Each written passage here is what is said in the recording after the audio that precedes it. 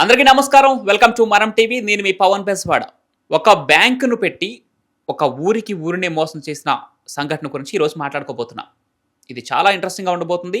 మరొక విషయం ఏంటంటే ఇది నిజంగా జరిగిన కథ. బ్యాంక్ అంటే ఆషామాషి బ్యాంక్ కాదు. భారతదేశంలోని అతిపెద్ద బ్యాంక్ ఎస్‌బీఐ బ్రాంచ్‌ని పెట్టి చపోరా అనే గ్రామాన్ని మోసం చేసిన ఉదంతం ఇది. మీరు బ్లఫ్ మాస్టర్ సినిమా చూసారా? ఇందులో సత్యదేవ్ చాలా తెలివిగా అధికారుల వేషంలో వచ్చి పేరున్న కంపెనీల పేర్లతో ఒక నార్మల్ పీపుల్ని మాయ చేస్తూ ఉంటాడు. ఒక్కడే ఒక వ్యవస్థలా కనిపిస్తూ ఒక నిజమైన బ్యాంక్ అధికారుల పోలీసులా కూడా నటిస్తూ ఎంత పెద్ద మోసం చేశాడో అందరికీ తెలిసిందే. సరిగ్గా ఇలాంటి ఘటనే ఛత్తీస్గఢ్లో చోటు చేసుకుంది. కొందరు వ్యక్తులు ఏకంగా నకిలీ ఎస్బీఐ బ్రాంచ్నే ఏర్పాటు చేశారు. బ్యాంక్ లోగోలు, స్టాంపులు, ఫార్మ్లు, ఫర్నిచర్ ఇలా అన్ని ఒరిజినల్గా కనిపించేలా ఒక ఊరి ప్రజలను మోసం చేసేశారు.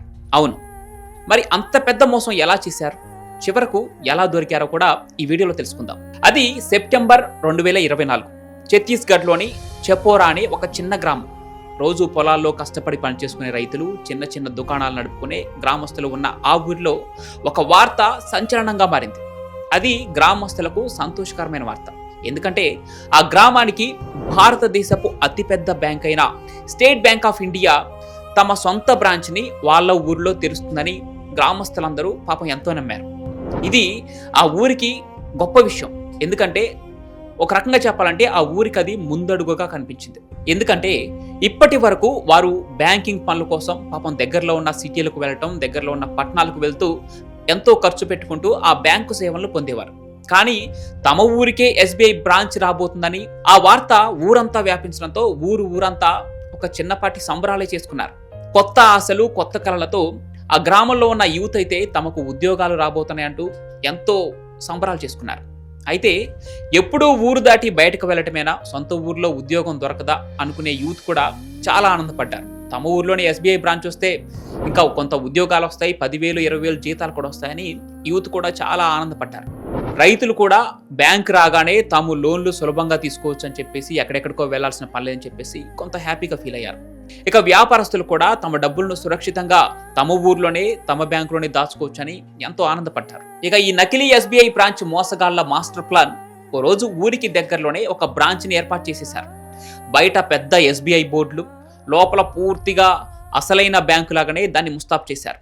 అక్కడ పనిచేసే వ్యక్తులందరూ ఫార్మల్ డ్రెస్సెస్లో నిజమైన బ్యాంక్ ఎంప్లాయీస్ లాగా రోజు బ్యాంకుకు రావటం, వెళ్ళటం ఇలా చేస్తూ ఉండేవారు. అక్కడ కౌంటర్లు, చెక్కులు, డిపాజిట్ ఫామ్లు, కంప్యూటర్లు ఇలా మనకి బ్యాంకు వాతావరణం ఎలా ఉంటుంది అలానే క్రియేట్ చేశారు. అది నకిలీ బ్యాంక్ అని ఎవరికీ అనుమానమే రాదు. ఆ స్థాయిలో ఆ బ్రాంచ్ని ప్రారంభించారు. ఆ బ్యాంకు మేనేజర్ అని చెప్పుకుంటూ వచ్చిన వ్యక్తి అమిత్ శర్మ.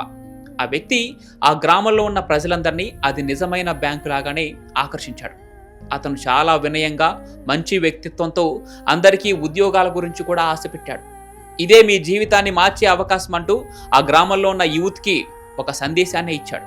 అయితే ఆ ఊరిలోనే ఎస్బీఐ బ్రాంచ్ మీకోసం ఉద్యోగాలు సిద్ధంగా ఉన్నాయంటూ యూత్ని నమ్మించాడు. ఇక అతని మోసానికి చిక్కిన గ్రామస్తులు బ్యాంకు ప్రారంభమైన కొన్ని రోజుల్లోనే పాపం ఉద్యోగాల కోసం అప్లికేషన్లు కూడా పెట్టుకున్నారు. అయితే ఇక్కడ ట్విస్ట్ ఏంటంటే ఒక్కొక్క అప్లికేషన్కి 20,000 నుంచి 30,000 దాకా వసూలు చేశారంట. ఒక్కొక్కరి వద్ద నుంచి అప్లికేషన్ ఫీజులు భారీగా వసూలు చేశారు. ఇక రైతులు కూడా రుణాల కోసం అప్లై చేసుకున్నారు. కొంతమంది బ్యాంకులో కొత్త ఖాతా తెరవడం కోసం వారి యొక్క అప్లికేషన్ ఫామ్స్ ని ఆ బ్యాంకులో ఉన్నటువంటి ఎంప్లాయీలుగా నటించిన వారికి ఇచ్చారు. ఇక బ్యాంకులోకి మనం వెళ్తే ఎలా ఉంటుంది, సేమ్ అలానే ఈ నకిలీ బ్యాంకులో పనిచేసే వ్యక్తులు ఎవరైతే ఉన్నారో వారు కూడా ఆ అప్లికేషన్ తీసుకుని వచ్చినటువంటి రైతులు కావచ్చు, ఇక ఉద్యోగాల కోసం వచ్చిన యూత్ కి వాళ్ళందరూ నిజంగానే వాళ్ళు బ్యాంకు ఉద్యోగుల్లాగా నటిస్తూ మర్యాదగా మాట్లాడుతూ డిపాజిట్లకు నకిలీ రసీదులను ఇచ్చారు. ఇలా లక్షల రూపాయల డిపాజిట్లను గ్రామస్తుల దగ్గర నుంచి తీసుకున్నారు. ఇక అదే గ్రామానికి చెందిన గణేష్ అనే వ్యక్తి బ్యాంకు వాళ్ళ తీరుపై మొట్టమొదటిగా అనుమానం వ్యక్తం చేశాడు. అయితే అతను ఎంతో తెలివిగా ప్రవర్తించాడు. తనకి అసలైన ఎస్బీఐ బ్రాంచ్ లో ఖాతా ఉందని చెప్పి ఆ బ్యాంకులో ఉన్నటువంటి ఎంప్లాయీస్ కు చెప్పాడు. అక్కడ డబ్బు ట్రాన్స్ఫర్ చేయమని ఇక్కడ బ్యాంకులో ఉన్నటువంటి సిబ్బందిని కోరాడు గణేష్. కానీ బ్యాంక్ స్టాఫ్ అది ఇది అని చెప్పి తప్పించుకునే ప్రయత్నం చేశారు. స్టాఫ్ ప్రవర్తన, వాళ్ళు చెప్పే సమాధానం తనకి కొంత అనుమానంగా అనిపించింది. అయితే ఇక్కడే గణేష్ తెలివైన స్టెప్ తీసుకున్నాడు అనుకోవచ్చు. గణేష్కి ఒక ఎస్బీఐ బ్రాంచ్లో పనిచేసే ఒక ఫ్రెండ్ ఉన్నాడు. వెంటనే ఆ ఫ్రెండ్కు కాల్ చేసి తమ గ్రామం అంటే చపోరాలో ఎస్బీఐ బ్రాంచ్ ఉందా అని గణేష్ ఒక ప్రశ్న అడిగాడు. అందుకు ఆ ఎస్బీఐ అంటే నిజమైన ఎస్బీఐ బ్రాంచ్లో పనిచేసే అతని ఫ్రెండ్ ఎవరైతే ఉన్నారో ఆ బ్రాంచ్ అసలు లిస్టులోనే లేదని తేల్చి చెప్పేశాడు. అంతే, ఇక్కడే అసలు కథ మొదలైపోయింది. ఇది నకిలీ బ్యాంక్ అని, అందులోని వారందరూ మోసగాళ్ళని గణేష్ ఊరందరికీ చెప్పడంతో గ్రామస్తులంతా పోలీసులకు ఫిర్యాదు చేయటం, వాళ్ళు రావటం, విచారణ చేయటం ఇదంతా చకచకా జరిగిపోయింది. అయితే ఈ క్రమంలోనే, ఈ విచారణ జరుగుతున్న క్రమంలోనే బ్యాంక్ ఎంప్లాయీస్ అందరూ పారిపోయే ప్రయత్నం చేశారు. పోలీసులు ఈ నకిలీ ఉద్యోగులను ప్రశ్నించారు. ఈ మొత్తం స్కామ్ ను పాత బ్యాంక్ ఉద్యోగులే పాల్పడ్డారని విచారణలో తేలింది. వారు తమకున్న అనుభవాన్ని ఉపయోగించి అమాయక గ్రామస్తులను మోసం చేయడానికి ఈ చర్యకు పాల్పడినట్లు తెలిపారు. నకిలీ ఎస్బీఐ బ్యాంకు వల్ల గ్రామస్తులు లక్షల్లో డబ్బులు పోగొట్టుకున్నారు. ఉద్యోగాలు వస్తాయని ఆశపడి యూత్ కూడా అప్లికేషన్లు పెట్టి ఒక్కొక్క అప్లికేషన్కు 20,000 నుంచి 30,000 వరకు దారిపోశారు. మరోపక్క రైతులు కూడా రుణాల కోసం బ్యాంకుల చుట్టూ తిరిగారు. రుణాలు మంజూరు చేస్తానంటే డబ్బు కూడా చెల్లించారు. కానీ అవేవీ కాలేదు. ఇదంతా పూర్తిగా మోసం అని తెలుసుకున్న గ్రామస్తులు నివ్వెరపోయారు. అయితే ఇంత మోసం జరిగిన తర్వాత చపోరా గ్రామస్తులు మోసానికి గురైన ఈ సంఘటన తర్వాత ఆ గ్రామస్తులలో చాలా మార్పులు వచ్చాయి. ప్రజలు అప్రమత్తంగా ఉండాలని తెలుసుకున్నారు ఆ గ్రామస్తులు. ప్రభుత్వ అధికారులు కూడా గ్రామాల్లో నకిలీ సంస్థలు ఏర్పడుతున్నాయా, ఒకవేళ ఏర్పడితే ఎలాంటి చర్యలు తీసుకోవాలి, ఏర్పడకుండా కఠినమైన చర్యలు తీసుకోవాలని నిర్ణయించారు. ఈ కథ ఒక్క చపోరా ఊరికి సంబంధించింది మాత్రమే కాదండోయ్, మనలో చాలా మంది ఇటువంటి మోసాలకు గురయ్యే అవకాశం ఉంది.